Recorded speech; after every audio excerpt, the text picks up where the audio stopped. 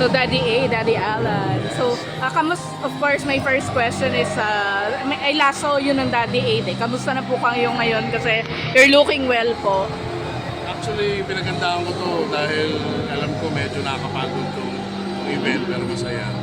So, medyo dialysis ako side by side, 2 araw magkasunod. So, para medyo may konti akong energy.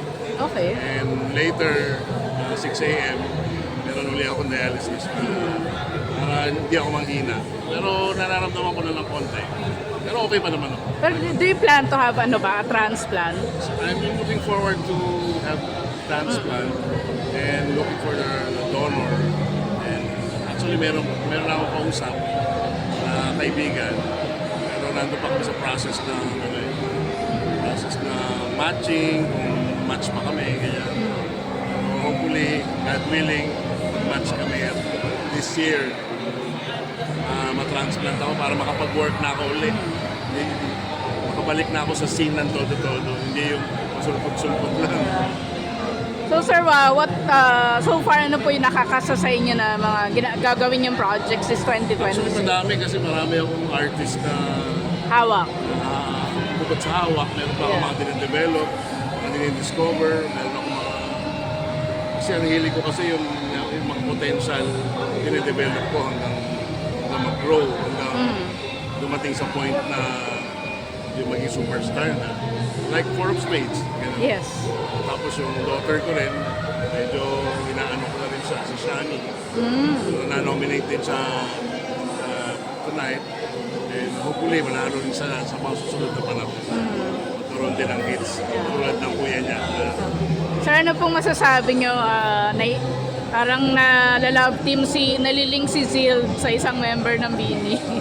Oo, maraming ang lumalabas eh. Sabi na iba AI, iba sabi na iba. Parang meme lang.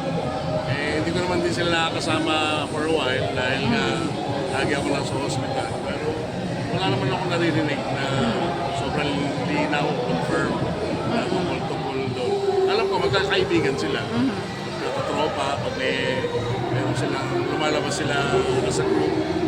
Pero hindi ko alam kung lumalabas sila na solo para wala naman.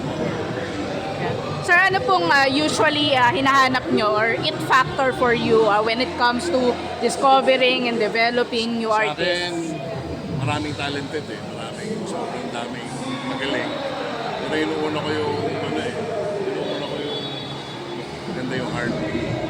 Yung, alam mo, nag-struggle, especially like tonight, ang daming mga nanalo na mga galing probinsya. Maraming dreamers dun sa mga malalayong lugar, pero wala silang way paano makapasok dito sa industry dahil sa Manila yung sentro ng music. So naghahanap pa mga sa mga outskirts at baka makahanap tayo doon ng deserving na ma-bless, di ba, na mabago yung buhay. Yan yung mga qualifications ko, hindi lang basta talent. Yung heart din na nakapag sumikat sila, ipapasa rin nila yung blessing sa iba.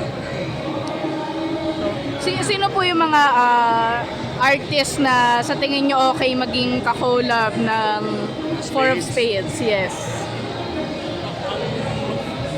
Sa tingin ko, siguro mga solo artist, hindi banda. Siguro mga babae siguro. Casey, bagay si Casey. Sino ba? Maraming mga up-and-coming na mga artist bata. Janine Berdin. Pwede. Sa mga age nila, bracket. Na possible. Dahil si Janine, sobrang idol niyang Four of Spades eh. Kaya daw siya naging artist dahil sa na-inspire siya. Nasa Cebu pa yata siya. Tsaka na-interview ko siya dati nung nag-umpisa pa lang siya. Hindi ko lang maalala kung si Zildo, si Blaster, basta may crush siya dun sa dalawa eh. Sinabi niya sa interview, Sinabi niya ba Yeah. Nasa ano ba sa tawag ng tanghalan ba yun? Yeah, kakapanalo pa lang niya, na-interview ko siya before. Yeah. So sir, last question, since nasa Wish Music Awards tayo, ano po ang wish nyo ngayon 2026? Ang wish ko, gumaling na ako, matransplant, para makabalik na ako at maraming matulungang artist pa na deserving. God bless. God bless. Thank you po.